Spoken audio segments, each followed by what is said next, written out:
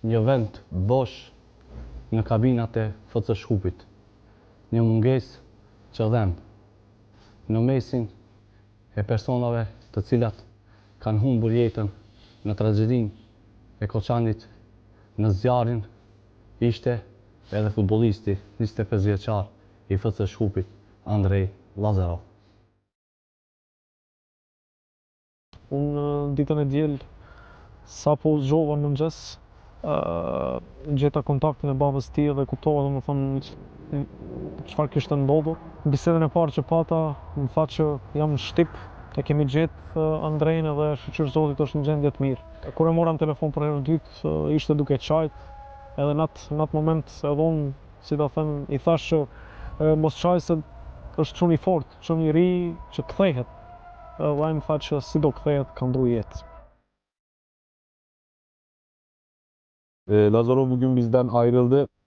Yani onun açısından baktığında aramızda değil ama bizle yaşamaya hep devam edecek. Hep burada olacak. Onu her anda hissedeceğiz. Eminim ki biz sahada mücadeleye devam ederken o da bizim için mücadele edecektir.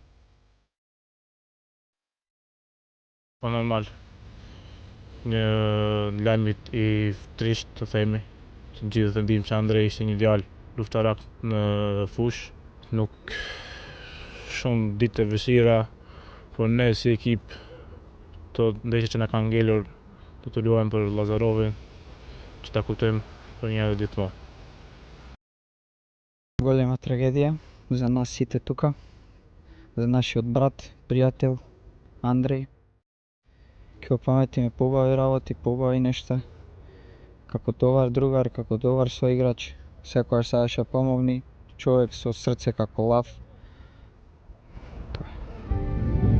Stadiumi mbeti i qetë, ashtu siç ishte edhe kabina e FC Shkupit, me që bashkëlojtarët nuk gjetën forcë të vazhdojnë stërvitjen e parë nën mungesë të bashkëlojtarit të tij, Andrej Lazarov.